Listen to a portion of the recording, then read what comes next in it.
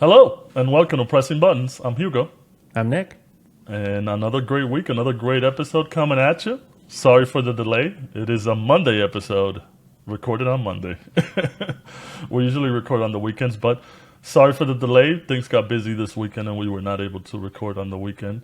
Shout out to Hoochie Daddy Mix, aka Miguel, and his lovely girlfriend Gladys. They're having a baby, so we did like a man shower thing. Went to throw some axes, had some ramen. Good times were had by the boys. Damn. Yeah. Axes and ramen? Axes and ramen. That's a great combo. Yeah. So yeah, that's the cost of the delay. So we are recording now on Monday, which will release as soon as we edit it today on Monday. Hopefully pretty good, and you'll have the episode soon. So thanks for sticking with us. Our community is so supportive. And speaking of supportive community, just a little PSA. The PlayStation 5 does have Discord now, so it's available. I know our community is mainly driven through Discord. We like everybody to hop on there and enjoy themselves and also communicate with each other and set up things. So please, if you have a PlayStation 5 or Xbox, because it's also on Xbox as well, join Discord. Go to our website, pressingbuttons.gg, and hit the link so you can join our community so we can get more people in there. And for future giveaways and stuff, eventually we'll give stuff away. Eventually. But that's it. We're going to get right on into some video game news that we'd like to talk about. Main thing, we want to talk about the Capcom Direct. Capcom just did a Direct this week. Just talking about a couple games that are releasing soon. Nothing new they really announced, just stuff that will be releasing in the next couple months. Or this month as well. First thing that they talked about was Mega Man Battle Network Legacy Collection, which, if you're unfamiliar with it, it's a 10 mainline Game Boy Advance game collection for Mega Man Battle Network. It has full online play. You'll be able to also have all the cards from the future games. You don't have to collect cards to play with. And it releases April 14th. I remember this game kind of fondly just because I also watched the cartoons, which will be available on YouTube as well, I think. They said, I think it's YouTube, they said. I'll have to double check that, but basically you'll be able to watch the anime on YouTube. But I watched the anime when it was out, and then I also played a couple of the games. They were really interesting games. They RPG kind of movement based as well, card collecting to use the moves of the Mega Man and kind of customize your Mega Man with the cards to battle however you wanted to battle. So I'm kind of excited for this. I don't think I'll pick it up day one just because I have a lot on my plate in terms of games that I want to play. But if you're a big Mega Man fan and you want something new, especially since they haven't done anything Mega Man related in years, I would definitely recommend this. Any interest in this, Nick? You looking to maybe try this out? Did you ever play it at all or anything like that? No, I think I tried them. I can't remember if it was actually on a Game Boy Advance or maybe it was through an emulator years later. But yeah, I just didn't really like the battle system. So yeah, not for me. And I also I remember there being a lot of these games, but is it actually 10? Yeah, like, how are there so many of these things? It makes Pokemon look like... Yeah, they were very Pokemon release types because they would release like a blue and a white or whatever. I forget the official titles for each one. That's counting both. So it's like maybe actually like 5 games, but each of them had like 2 versions. So that's why it's No. I think it's also counting like the mainline versions because then I think they did away with it. Yeah, well, I'll have to study up on the on the versions, but definitely it's like 10 mainline official games with maybe 1 or 2 of those being like a different version of Pokemon Red and Blue version of the other one, or Red and Green.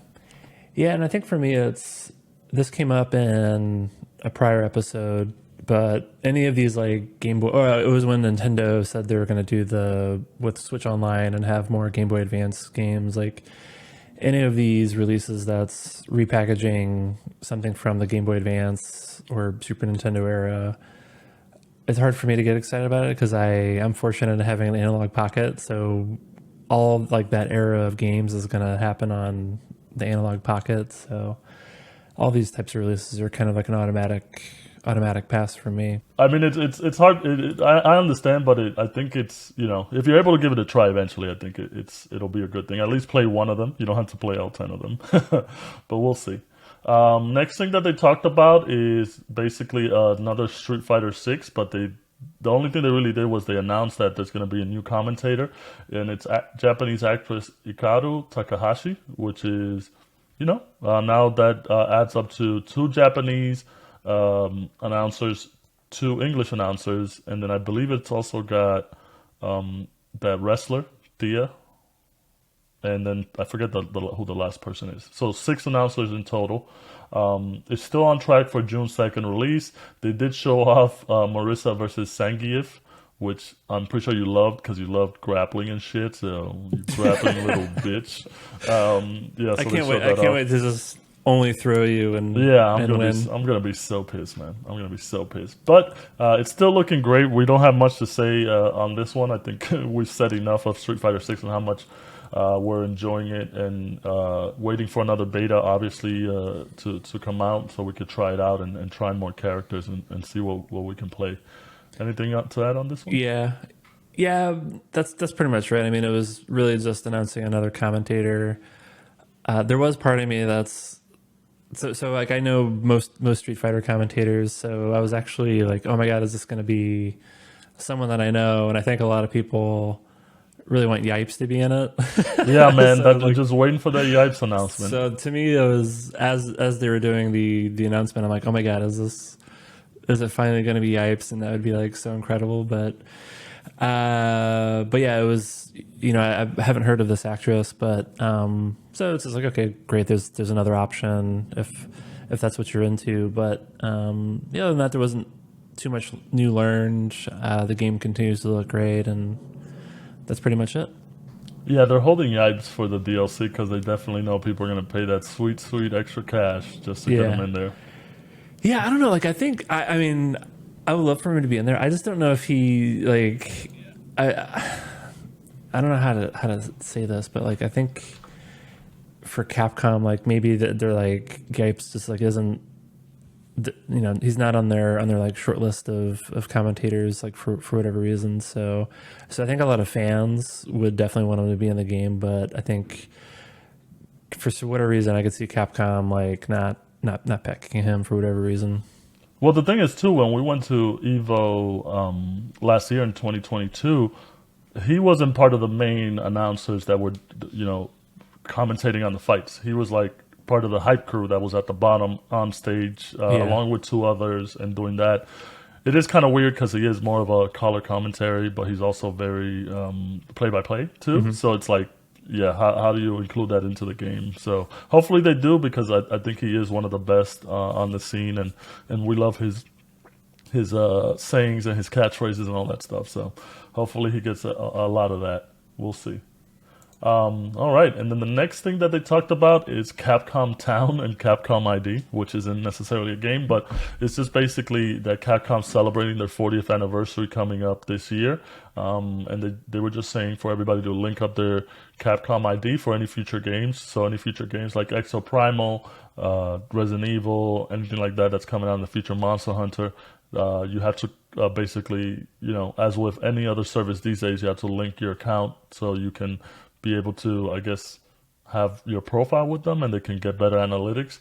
I do hope they use this more for cloud saves, because I did, as some people know, had issues with Monster Hunter when I got deleted on my PlayStation and I had to restart on PC, which I enjoyed. I enjoyed kind of doing everything over again, knowing exactly how the game works. So that helped a little bit, but it does kind of suck when you lose 700 hours of your hard earned stuff. That's exactly what I was going to ask. I was going to guess 600 hours, but it's 700, It's yeah. 700 hours. Okay. Yeah. So hopefully they do incorporate cloud saves or to the profiles. I know a lot of big companies do it, especially with live service games or games that are always online. It's one of the things that I commend Bungie for. I think Bungie has a great service like that, because you can access your character from anywhere. You also have EA, surprisingly, when I play Wild Hearts on my PC, and as well as on my laptop, I can play the save. So I really enjoy that. Cloud saves are the future. I can, remember back in the day when I had a memory card and it only had 8 megabytes and it was hard to save everything. But now it's so easy to do it. It shouldn't be an issue to like get your data if you lose it or something like that, or it gets corrupted. So any thoughts on Capcom ID? You gonna make one? I already have one. You needed one for the Street Fighter 6 beta, right? That's true. So we're already in. We're So already they, in they the locked future. me in. Yeah, I probably would have resisted for a longer, some period of time, but they I, suckered me into it with the Street Fighter demo. I think you also need one to be a Capcom creator, which I was thinking of submitting us into it, so we could, you know, create stuff for Capcom. Maybe get some access to Street Fighter betas and stuff like that. But I don't know if we would create a lot of stuff. I mean, we are creators because we create a podcast, but like, we don't make videos or anything like that yet. We could. We'll see in the future. I don't know what we would do, but we can figure it out. We're gonna have to get a good sizzle reel for Capcom. So look out for that in the future. So Yeah, it's our one-on-one Street Fighter 6 demo. There you go. Matchup. It's just me calling you a little bitch for grappling too much. They might not like that. Yeah. All right. Next game they talked about is Exo Primal. For those of you that don't know, it's basically like not a live action service game, not a live service game involving multiplayer where you're kind of go back into. Well, I will explain this horribly, but this is what I got from the trailer. You basically find a wormhole or something that lets you travel back 2 years into the past. There's also different multiverses. So it's different versions of the main characters. And then there's also dinosaurs in there that get dropped in there every now and then. So that's the catastrophe that's going on, which is just like wormholes opening up, dropping dinosaurs in, and you just gotta kill them all. It looks really fun, I think, in a sense of multiplayer stuff. And Capcom is kind of known for this type of game. Lost Planet comes to mind. You also have Dead Rising comes to mind as well. It just looks like this, where it's just like hordes and hordes of stuff coming at you, and you're just destroying them. It does also remind me of Anthem, just because of the exoskeletons, and then the classes. You have like a tank, you have like an attack, you have a sharpshooter and stuff like that. They also showed off a lot of weapon skins and pre-order bonuses and season pass, even though it's still, like I said, not a live service game. So it is kind of weird. I think I might want to play this. I don't know. I'll have to see if it's worth the money. It is on day one on Game Pass, so what do you have to say about that? I was going to comment on that. Yeah. No, they announced it's going to be a day one on Game Pass, which is great. That's become my new way of basically demoing games. Most recently with Wolong, which I'll talk a little bit more later in closing thoughts. But yeah, I think for these types of games, it's great. Just for me to be able to try them out and continue beating them until completion, or I play enough and I decide to buy it for whatever reason. Like I can do that as well. So maybe I can do the. I'll try it out first and let you know how it is. And you use the exact same buzzwords I had in mind, where it's basically Dead Rising meets like Dead Rising, but replace zombies with dinosaurs with like a splash of Anthem in terms of like the suits and all that. So yeah, I think it looks fun. And another thing that we've been saying is just like a growing desire for more online multiplayer games. So I think it's totally fine if it's not some super onerous live service model. Like if it's just, it's a game, you play it online with your friends, like that's totally fine. Could arguably be a great thing, for the game. So, but that's, for all those reasons, it's definitely a game I'm looking forward to. Yeah, and Capcom is always known to have like these random franchises that pop up every now and then, especially new IPs that kind of flourish just because they're weird and eccentric. So Game Pass will definitely help the boost on that one. Next game they talked about is Ghost Trick Phantom Detective. This was originally released on the Nintendo 3DS, so it'll probably be a new foray for a lot of people. It is from Ace Attorney creator Shu Takumi, so that's a pretty good background. Ace Attorney, Ace creator. Man, the Mondays are hitting me. Ace Attorney is a good franchise, which I really like.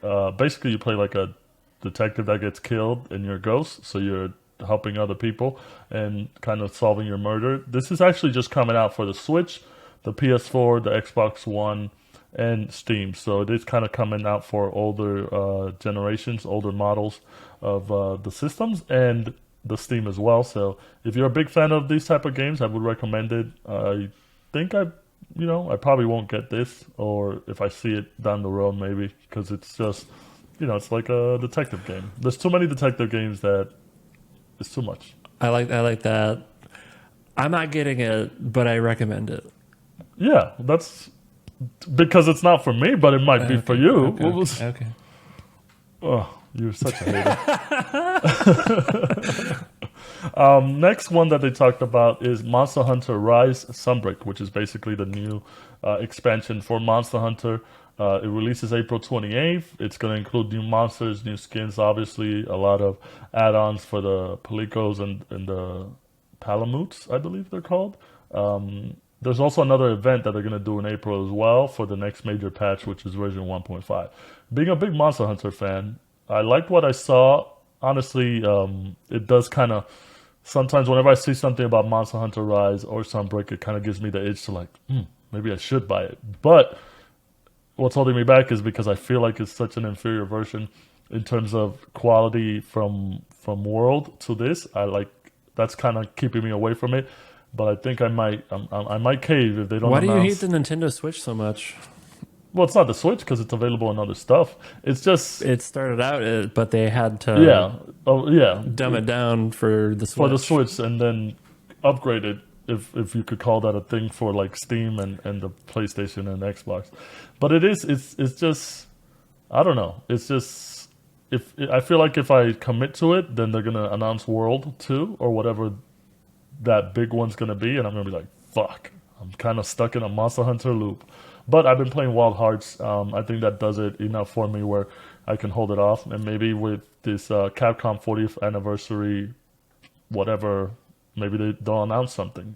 It's been a while since they've done anything to kind of showcase their future. I know we haven't heard anything from Resident Evil. We haven't heard anything from Monster Hunter, Devil May Cry. Just a bunch of different Capcom franchises that have been kind of laying dormant for a while. So hopefully with this being the 40th year anniversary, they announce some new things. And E3's coming up, so that's a good place to announce a lot of things. Your thoughts on Monster Hunter? I know we were big fans of World, but we don't talk about this that much. I think we had the same takeaway where we put in a lot of time in Monster Hunter World. You dramatically more time than me, but we both invested quite a bit of time. It wasn't dramatic. There's nothing dramatic about I didn't putting more clear. time. I didn't clear 200 hours or anything close. So you definitely That's true. But for me, it was a big investment. I really enjoyed the game, and I think we have kind of the same point of view where I think we're looking for the next evolution of Monster Hunter World as opposed to this Rise version, which that was kind of how I when they announced it, I'm like, okay, this is the dumbed down. It's basically kind of like the equivalent of like the portable versions that they did back for like PSP and whatever. So I think because which were popular in their own in their own way, because in Japan I think those were like what kept the PSP afloat. Oh yeah, and I think it helped make that franchise also much more popular, right? So I wasn't trashing the portable versions, but like just for me, like I just would never play that. And then also it's your PC snobness coming out. Yeah, for sure. Yeah, that's fine. And your hate for the Nintendo we can call Switch. It this. No, you hated on the Switch first in this episode, so I wanted to point that out. So yeah, because of that, I just never really was that interested in this franchise, and I'm just kind of holding out for the next World version. Yeah, totally agree with you. So hopefully we get some announcements soon, even though they seem to just be creating content for this. Yeah, I'm surprised they're putting so much effort into this. So it must be doing well, and it must be like an easy justification for them to do it. But it does seem like we're just seeing lots of Rise announcements, whether it's DLC or new platform ports. So, but I would have to imagine within the next 12 to 24 months, we hear something about kind of the mainline franchise and what's going to happen with that. Yeah, and the one thing that kind of always gets me is like when I see these trailers is all the monsters that I want to hunt and armor that I want to skin from them. Obviously, if you're watching this on video, I am pointing to my Nergigante statue, one of my favorite monsters in Monster Hunter. It was the mainline Elder Dragon from Monster Hunter World, and I think I think they do a great job design. So hopefully they make a new one. We'll see. Next thing that they talked about is Resident Evil Death Island. This is a CG movie coming out later out this year in the summer. They didn't really show much. It was like 15, 30 seconds. It looks like you get dropped in an island and there's Resident Evil zombies in there. But, fan favorites Leon, Chris, and Jill are in there, so it looks interesting. I always like to see different presentations of the Resident Evil franchise, so I will definitely check this out whenever it releases. Yeah, it's a Resident Evil Battle Royale, but not a game. It's a movie. Yeah, maybe this thought's in there. Could be cool. Yeah, we'll see. Yeah, it looks nice, but yeah, we kind of didn't learn too much from the clips. So, and the Resident Evil franchise has a kind of like a mixed track record with its TV and film adaptations. So yeah, it's a very, when I saw this I was thinking like, this is a very convoluted universe. I don't even know like the timeline. I don't know who's what. They're still in 1996 for some reason, in the late 90s, early 2000s. So it's a lot. But maybe this will shine a light on the history. We'll see. All right, and then the last thing that they showed is the Resident Evil 4 Chainsaw demo. As we know, Resident Evil 4 Remaster Remake is coming out March 24th. They did release a demo out as well. It kind of got leaked before it, but they released a demo out that day. It looks great. I didn't get to play it yet. I got to download it. I didn't have much time this weekend because of Destiny, which we'll talk about later. But it looked great. I mean, from what I'm hearing, everything looks great. It definitely added enough to make it a proper remaster remake, which I'm loving that I'm seeing this from a lot of remaster remakes where they're adding new layers to the games to make the games better or just give you more options and correcting a lot of maybe past mistakes, you could say, from older models and stuff like that. I know you played it, so what are your thoughts on that? yeah, I played it a lot. So I played it. I think so. Basically, it's pretty short. I think you can get through it somewhere between, I don't know, 12 and 20 minutes or something like that, depending on how many times you die. So it's really just kind of like that opening.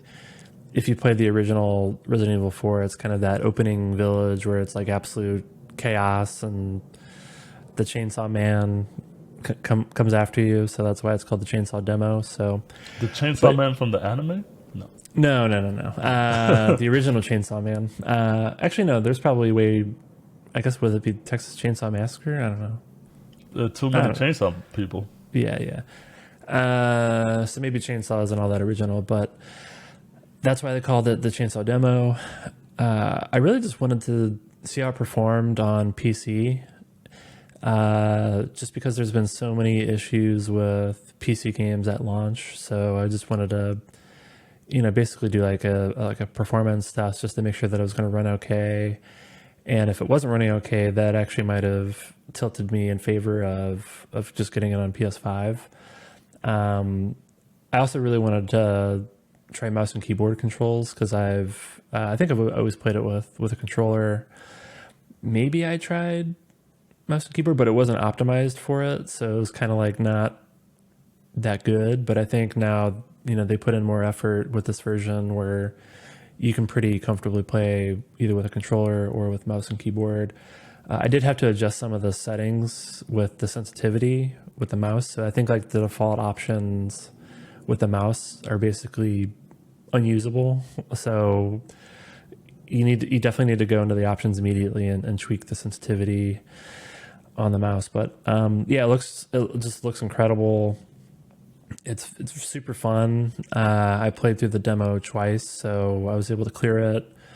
And then, and I just didn't totally remember everything from back when I played it before. So and I know I kind of did like not the best route. So I wanted to go through it and try a different route and see what happens. And then had a good time with that as well. Then I was watching some of the big streamers playing the game and found out that there's several like secrets with the demo, which is kind of cool. So there's a lot more going on than you'd kind of think from a surface level.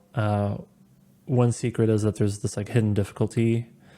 I think it's called like Mad Chainsaw mode or something like that. So it's this like insanely hard difficulty that randomly opens. So it's like an RNG type thing where you hit a new game and you may or may not get it. I think there's also a code. So I think it might just be the Konami code. Yeah, I think it's a code from what I was reading. Yeah. So I think people then discovered you can just use like a code to activate this harder difficulty. So I haven't played that yet, but that's out there. There's also like a trick to be able to get like a submachine gun, which is interesting. So that was my third playthrough. Was like, search the details online, but you basically like need to unequip all of your inventory before you go into the main like village area. So if you do that, you can then go into a well, find a submachine gun, and then you just go nuts on everyone, which is pretty fun. So yeah, I probably played this thing for like an hour, which is probably the most I've ever played a brief demo. So I think that really speaks well for the rest of the game and how much kind of detail they're packing into things and secrets, and on top of that, like it looks incredible. So I think it's definitely like a next gen showpiece. I think that's all I got. Yeah, man, it sounds great that you're able to get so much gameplay out of just a basic demo, and so many little hidden secrets. I wonder what else they're gonna find. But obviously, this continues a good trend for Capcom of just remaking a lot of the Resident Evils, high quality and just good content, looking good. I know there was a couple things that helped out with the demo, especially a lot of people complaining about like rain effects and stuff like that, which they said will be patched by the release of the game, which I also saw in Wild Hearts. Like the rain was shitty. It wasn't even like rain. It was just like lines coming down. Shitty rain. I guess rain is hard to do in video games. But I can't wait to get my hands on the demo and then also get my hands on the game. This is definitely looks like it's a good get come March 24th. Yeah. I went from I was definitely going to get it. This definitely put me in the camp of I'm pre-ordering this or preloading it and going to play it on day one. So definitely getting this one, and I'll be getting it on PC. So I feel good enough that it'll play the game. My rig will play the game well. So, what did you think? And this wraps up their direct and everything that they had to offer. What did you think? Did you enjoy at least everything that they offered, or just gave it a brief insight, even if you're not going to play everything? I think you mentioned it. The demo was leaked, so that's all I cared about. So I watched the whole thing. I was thinking maybe we'd learn something new and interesting around Street Fighter 6, because that's one of my other most anticipated titles. I don't, it's like cool to have more commentators, but that's not something that got me like that excited. So it was really just confirming that there was a demo for Resident Evil and being able to play that the same day. So that was the thing I was most looking forward to. Other than that, like I think it's I think the trend is every kind of big developer publisher I think is going to do some version of this, just to dig a little bit deeper into already announced titles that are launching soon. So I'm positive on the format. I think there just wasn't a lot of titles that are kind of resonating with me other than RE4 and Street Fighter. All right. Well, you heard it from Nick. He thought it was okay. But if any of our listeners, make sure you guys give us some feedback on Discord of what you thought of the Capcom, anything you were interested to see that you saw, and then anything you might have wanted to see that you didn't see. So give us your thoughts on our Discord. All right, moving on. We wanted to talk about some delays, and we got two big ones this week. One being Suicide Squad, and the other one being Starfield. As far as Suicide Squad goes, Bloomberg released a report basically saying that they are delaying the game. This would be a second delay originally from the delay from last year into May, and now it's getting delayed from May until an undetermined time, which we'll probably find out soon. It is kind of weird because they did show off some gameplay footage recently at the Sony State of Play. And the delay is more to polish the game than to actually change or overhaul anything. And then as far as Starfield goes, it got delayed from last year, November 11, 2022, into the first half of 2023. And then now it's actually going to get delayed again into releasing in September 6, 2023. They are doing a Starfield Direct on June 11th, which they'll showcase a lot of the game and seeing how that goes. It is a kind of a weird trend. I have two different thoughts on it. And my first thought, well, two different thoughts for each delay.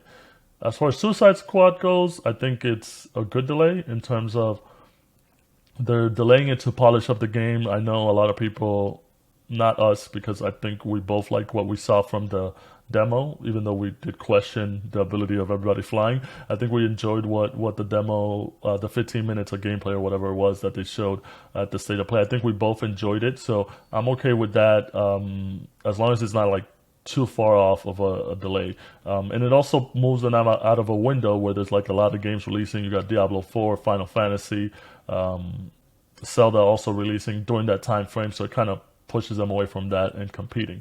As far as the Starfield one goes, I think this one has more of an impact, especially on Microsoft, that has been trying to get all these gamers to move to their platform, pushing Game Pass and all that. Just because they promised it was going to be released last year, then it got delayed until the first half of 2023. They even did a whole showcase where it was like the game's releasing in the next 12 months, and then this is past the 12 months. So it kind of gives them a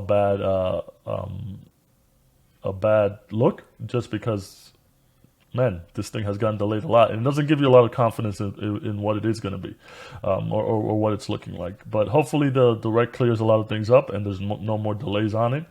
They definitely need a win because they don't have a lot down the road.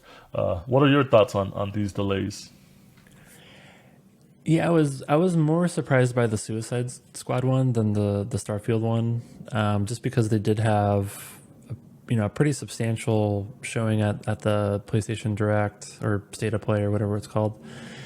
And yeah, I think it got some mixed responses. I think me and you were kind of on the same page where it's like, okay, that looks fun. Maybe some questionable decisions with how they like tried to like shoehorn this game into being more of like a shooter type game as opposed to an Arkham game. But if it's fun, then I think I'm down with it. So but yeah, I don't think we got like a specific reason for the delay, but I think a lot of people were speculating. I think they mentioned like polish or whatever, but I think a lot of people are like, oh well, there was such like a negative response or like outlash or backlash to the Direct around like battle passes and all that. And I'm like, I don't know, like I feel like they're not changing that, like that. Like the game The game's done. The game was built around that, and we can play the game and then decide whether that was a good thing or a bad thing. So I don't really see them making any fundamental changes to it being a live service game, battle passes, and all that stuff. So it was a little.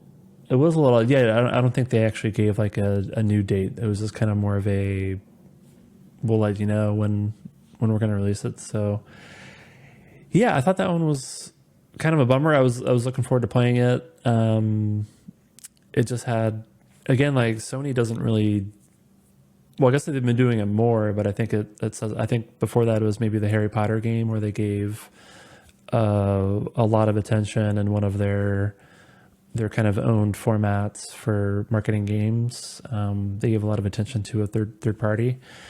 Surprisingly, they're both WB games, which I know for a while that they've kind of thought of. Warner Brothers has thought of selling out their gaming Yeah, division, and I know with the new shakeup and all that stuff, whatever is going on over there, it is kind of interesting to see that they did that's right. dedicate, Yeah, like you said, Hogwarts and then Suicide Squad. So yeah, something to keep an eye out. yeah. You heard it So, here first. Pressing Buttons exclusive. or you can just find out on Wikipedia. So yeah, I wonder how like Sony's feeling about that. We're like, hey guys, we just gave you this, so I don't know. I was more surprised by that, less surprised by Starfield, just because we just don't know anything about this. They haven't done like a Suicide Squad equivalent reveal of what it actually is to play the game, and Well, that little quick video that they showed, was it last year or whatever, where like yeah, they showed off the guns I and the mean stuff, and we're it like, was that's so awful, shitty. dude. It Yeah. was awful. Yeah, It's still, and I will remind everybody every time this comes up, it's still your stinker for 2022. So it has moved on to your stinker for 2023. I will hold you to it. If it doesn't stink, I'm gonna make fun of you. yeah, I mean, from my perspective, it's win-win. Like if it ends up being a stinker, I win, and if it ends up not being a stinker, I also win because then I just have another Bethesda game that I enjoy. So, but yeah, I think so. I think I'm sure they need more time to polish the game. The game's going to launch with so many bugs anyway because that's just how their releases go. I think the audience kind of expects that and shouldn't really be a big deal and a big driver for why they're delaying the game. I'm wondering if they're actually worried about the quality of the game. And as you were saying before, just this like May, June, July is such a crowded period of time for giant game releases where I think they were maybe just trying to create some breathing room for Starfield. So I think that's maybe they're doing the same thing with Suicide Squad. We just don't know what the new release date is, so who knows? But I think for Starfield, I think that's what I would guess is they're just trying to move it out a little bit further and give it a chance. Yeah, and it's just the big difference is that one is a AAA third-party game that's going to be released on all consoles, and then the other one is a AAA first-party game that you're kind of banking on to push your numbers up and get a lot of people get a lot more people talking about Xbox and Bethesda and how great these games are. So Yeah, there's also a part of me wondering whether the CMA, the whole like Activision antitrust thing that's going on, where there's just basically a giant bullseye on taking games exclusive versus making a multi-platform, and maybe Microsoft's like, let's just like avoid this like investigation having more data points by releasing this game, and maybe they're just like, let's just push it out a few months and hopefully we can resolve this thing before there's more like proof points around the impact of taking big games exclusive to their platforms. So there could be that could be another angle to it too.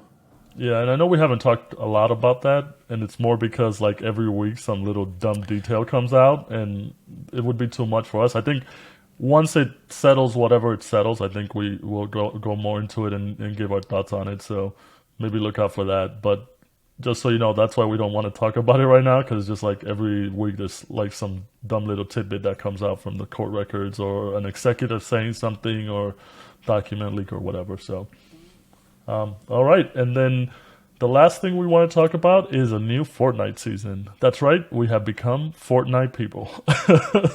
I mean, we like we talked about in our closing thoughts for a couple of weeks. We did play a lot of Fortnite last season. We enjoyed the no build mode. We got really into it, and we also both reached level 100. Nick reached level 100 surprisingly somehow, even though he didn't really play that much. So it goes to show you they do like a good job of sharing XP. Got those boosts. Got those boosts, and then I got to level 200, which was my goal because I was like really feeling for the skins. So I don't know what that says about me. whatever. But we really enjoyed last season, and then this new season that just came out on March 10th. They dropped the trailer. It's very cyberpunk. You'll be able to grind on the rails. It's gonna have Attack on Titan Eren Yeager as the character exclusive skin for this season, whereas last season they had Geralt, whatever way you say it. You say it, Nick. Geralt? Yeah, No, it's Geralt. Geralt, whatever, Yeah. man. He's Polish. Gerald? It's Gerald. Gerald. But yeah, it looks great, man. I haven't really got my hands on it, but I did look at a lot of the skins, and they look really cool. There's a lizard skin that I really want, just because I think, man, and we talk about this all the time. Epic does a great job on these skins, even their own like new characters that they create, like that you just like, man, this looks really funny and cool. I want to get this. Yeah, no, I agree. I think maybe initially, the skins kind of like were whatever, but I think over time they've really built up an interesting cast of original characters. I'm a big fan of Fish Sticks. That's probably my favorite, but there's a lot of good ones. I think the one you're talking about, I think his name is Thunder. Yeah, Thunder. It's basically it's like a dinosaur wearing like a Michael Jackson Thriller jacket. Oh, I thought it was a reptile. I thought it was like a maybe it's just a reptile, like a lizard or something, but it might be a dinosaur. Yeah, maybe it is a lizard. I don't know. Like but it's some version of reptile wearing what I think is a Michael Jackson Thriller Or jacket. an Akira. Could be jacket. Akira. Yeah, it could be Akira. They definitely had a nod to, which I think like every anime has a nod to the Akira scene where he's like sliding his bike. So they actually Also had that. movies. They had it in, if you ever seen Nope, there's a homage to Akira. Oh, did they? Okay. Yeah. So they did have that in the trailer. So the launch trailer for Fortnite had that, the homage to the Akira bike sliding scene.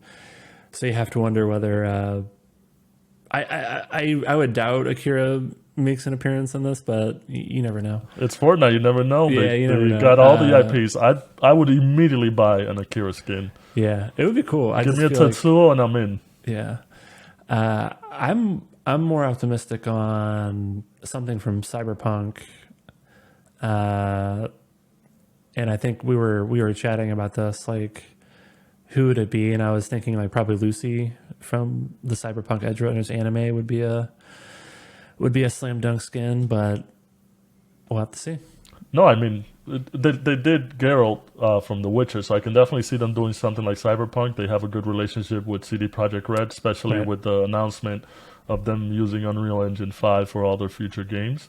And I'm pretty sure they would do probably everybody. They would probably do David, Lucy, just everybody, I think. You think so? Yeah, maybe. just because, like with Dragon Ball and My Hero Academia and all that stuff, they've done multiple skins. It's not just one. I think they reserve that just for the season pass where they do like one skin for an IP, but if they do like a group combo, it'll be great. I mean, I think Fortnite, I was a little bit hesitant in the beginning because I'm not a big Battle Royale guy, but I think the last couple seasons playing it and just enjoying the heck out of it, and seeing it change, and with the skins, it just it's gotten me more into it. So It was the zero build mode was the unlock, right? Yeah, I think it was. Because we kind of played it a little bit before that. Hashtag no building. Hashtag hashtag minimal building. Then when they did that mode, I mean, I think that was the thing that made it. Probably like one of our primary games in our rotation now. We're both playing that quite a bit. And you said you haven't played the new season yet, right? No, Okay. I haven't. I was busy weekend, but I will get on it because I do want to unlock them skins, brother. Yeah, the new skins are good. The new areas are cool. There's basically like a whole cyberpunk city inside of the island now, and you can kind of like slide around and I think the new I don't know what they call them, but like the new kind of the shiny new weapon. In prior season it was the hammer, but in this season it's the sword where you can kind of shoot around. So I've been having a lot of fun with the sword. That's pretty much it. There have been some kind of with any patch, or at least my experience with prior big new patches or seasons is there's almost always like some sort of graphical hiccups. So there's definitely been some stuttering and some weird like screen tearing, like so some weird stuff's happening. But I just know that they'll fix it, and it hasn't been like ruining the experience. So there is some of that. So I'll be curious if you experience the same or if that's just unique to my rig. All right, we got to get some matches in there. Get some victory royales. I've gotten a couple dubs. One of them was with the sword, and Look at this it was guy. pretty hype. Look at this Fortnite guy. It was pretty hype. All right. So that does it for the news and games we wanted to discuss this week. And we will be moving on to some closing thoughts. And I'll start it off. First thing I want to talk about, Destiny 2, Root of Nightmares. Root of Nightmares was the new raid that was released on March 10th. It had a 48-hour contest mode, which kind of under-leveled you to 20 power below what the power level for the raid was and the characters. It was a bit tough. I think the first completion, the world's first completion, it took him 2 hours. So it was tough in a sense where there was like a lot of ads and enemies just kind of shooting at you, and it was kind of hectic. But it's a simple mechanic of it, but it's still a fun raid. I know there was a big discourse in the community where like, oh, world's first only took 2 hours. That was kind of easy. And then especially now that the contest mode is over and you can just play it normally, like it's really, really easy, and it's more about the mechanics. And if you nail the mechanics, it's even easier. So it's not that hard. I personally enjoyed it. Destiny itself has changed, especially Destiny 2 since it got released in 2017 or 2018, in terms of like how accessible it is to a lot of people, in terms of like you don't necessarily need to get all the weapons right away. Everybody has access to all the mods and the classes and the powers, so they can help each other build. Especially with this new patch, it was easier for everybody to kind of share builds with each other and help each other with the mods and stuff like that. So I think that helped in making it easier. So I know there's like a big Discord where a lot of the content creators are like, man, this thing took 2 hours. I wish it took 16 hours to show how hard it actually is. And it's like, no, bro, nobody wants to fucking spend 16 hours on a raid and suffer through it. I've experienced that. I don't want that. But I think it was good for everybody. There's also a bit of hate love for the armor that you get in the raid, because they kind of went weird with it, where it's hard to explain, but like the previous raid armors were kind of just simple. You look like the people you're killing or whatever. Whereas this one, it's very like floral and plant based, and it's got like there's a chest piece that has like 2 limbs on it attached to it. The helmet's weird. It's got wings. I like it just because it's out of the box and it's different, and it just kind of shows that there are artistic ways. And the raid itself does look awesome. I think Bungie always does a good job of creating a good world to look at visually. And the music is still amazing as well.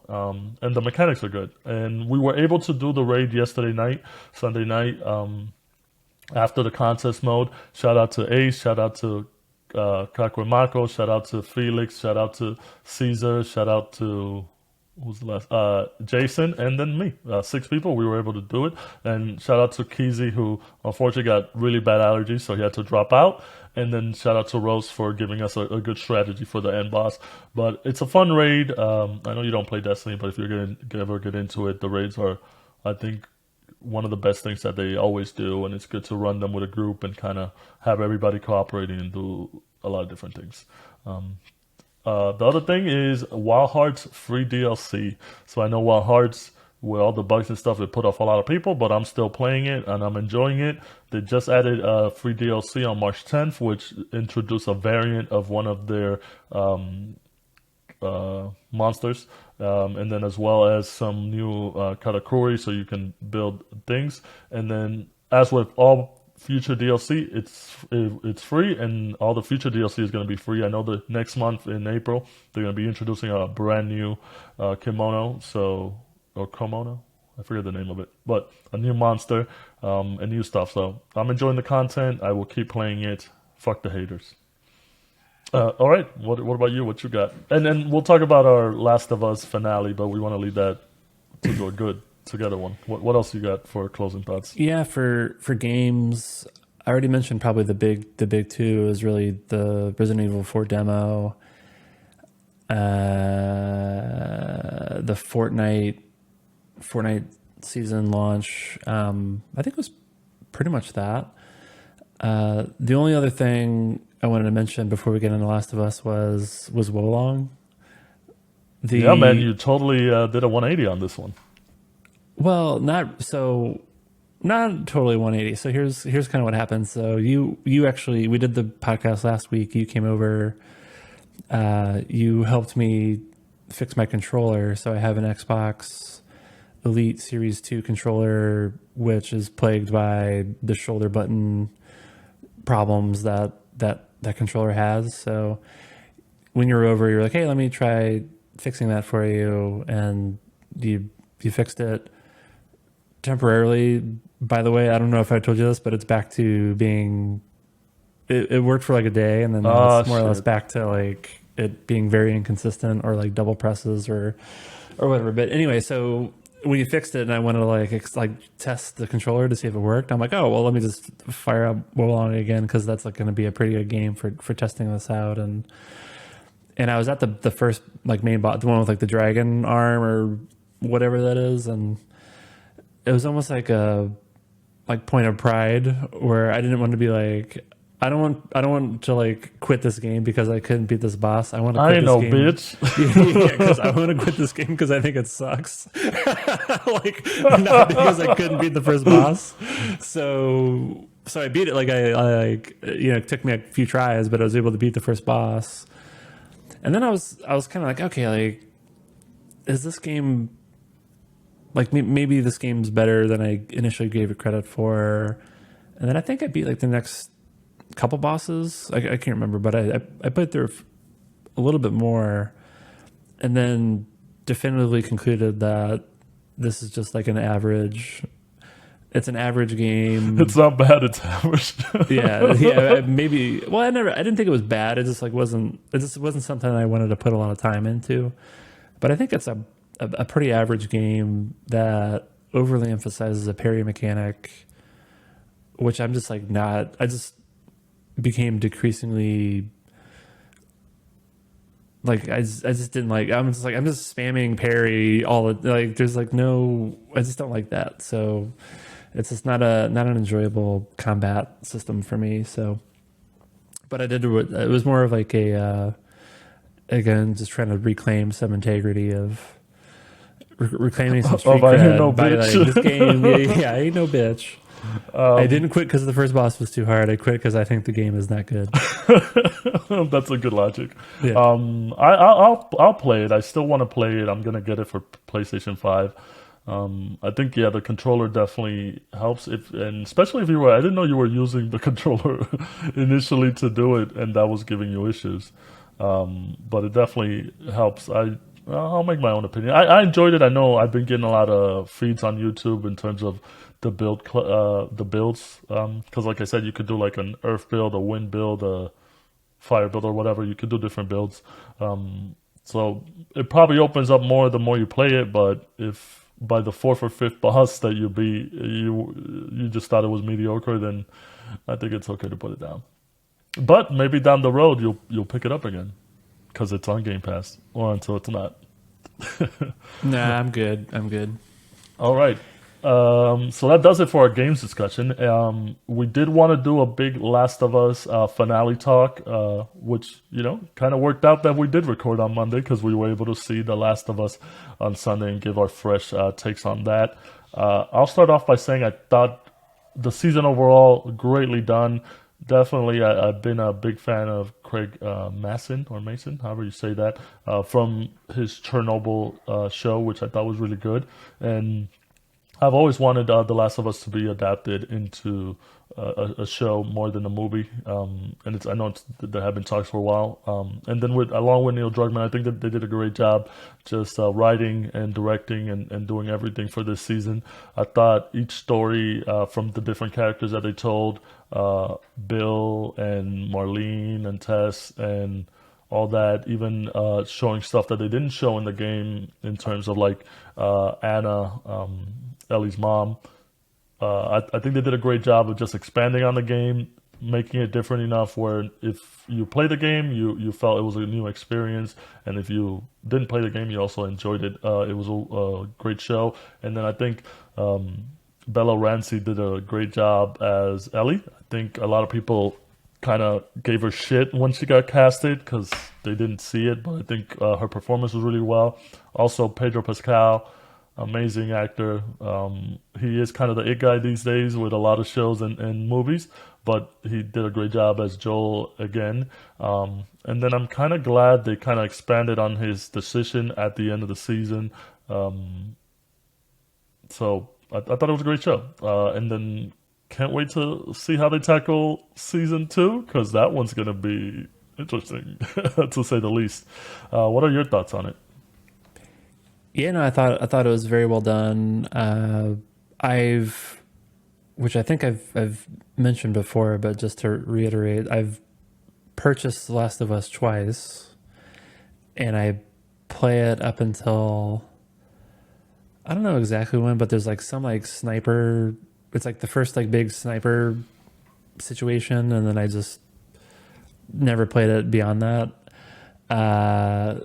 So this was like a lot. I kind of generally know because Last of Us has just been around in like games, media, and pop culture, or at least kind of games pop culture for a while. So like I kind of generally know what's going on in these games. But this was watching the TV show was the first time for me like actually going through, the I guess the chapter one of the story. I thought it was very well executed. I think like basically every episode was phenomenal. I think maybe two of the episodes were just like, they're good or strong, but I think and then the other seven were like phenomenal episodes. So I think for me it did two things. One is I think it solidifies or provides like a good foundation for what's a great TV adaptation of a game. So I think it's, there it is. I think that's probably like one of the best examples ever. And then the other thing is I was getting very kind of bored by a lot of the post-apocalyptic zombie apocalypse type television content, like specifically The Walking Dead. I thought it just became a total joke, and I just like stopped watching it because it got like so bad. So I think this show actually kind of like injected some excitement around that type of genre, at least for TV series. So yeah, I think that's it. I think with Bella Ramsey as Ellie, I think I had some kind of reservations as well because I think it was like, oh, they're just picking like two people from Game of Thrones and putting them together and whatever. But I think there's like certain moments. Maybe it was either episode. Well, I guess it would have been episode two or episode three. But yeah, one of the earlier episodes where like she really kind of has some specific character moments, and you're like, oh, okay, like she's Ellie. Like, so it took a little bit of warming up. Yeah, the second episode. Yeah, where you got to see more of her character. Yeah. So I think it took a little bit of time, but then you could see it, and then Pedro Pascal is great. I mean, it's almost like at what point does there become Pedro Pascal fatigue? Like, is that even a thing that can happen? Because I'm basically watching, or it's now done, but I was watching Last of Us, and then also the new season of The Mandalorian, and then plus just like all these like memes and things that are popping up with Pedro Pascal. So it's like he's just kind of like everywhere, and still hasn't like I'm still not fatigued by it. So it'll last continues. As long as Oscar Isaac fatigue, because that was for a bit too. Yeah. So I think that's about it. So I'm looking forward to the PC version of the Part 1 remaster comes out.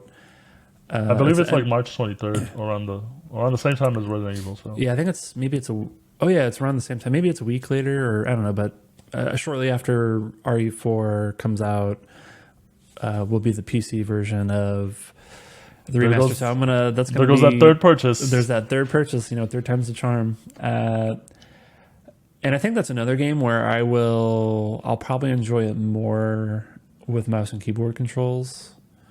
It might be a bit like easy mode, but I think I'm fine with that. So yeah, I think that's about it. So I'll be caught up. Hopefully I'll catch up from a game perspective, and then I got to figure out if I'm going to play the second one, just play it on PS5, or I kind of generally know, some of the story points, but I'm debating whether I play the game part 2 first and then watch the series, or if I somehow wait and kind of do it in the same order that I'm doing with part 1. Yeah, So I can't wait to hear what your thoughts on that once you get to play it. Which also kind of it's if you're a gamer and you played this game, or if you played some of it, I think the ending of the series has given a lot of people that itch, because I played when it came out on PS3, then immediately I played the remaster when it came out on PS4, and then I played part 2. I didn't finish part 2; I got halfway through, so I do want to start that over and play it again. And I know with the PC version, it's going to have so much graphical updates and also gameplay updates. So if it's good enough, I think I might also pick that up on PC as well, and just start over from part 1 and then go into part 2. So can't wait to hear what your thoughts are on that. So I might get it, and that's going to be on you. Big month for zombie games. Yeah, man. And it's not in October. It's a big year, man. This year has started off really, really strong, and we both think it's going to end, and it's going to continue being a strong year for video games, for TV adaptations and stuff like that, and for us, for the Pressing Buttons crew.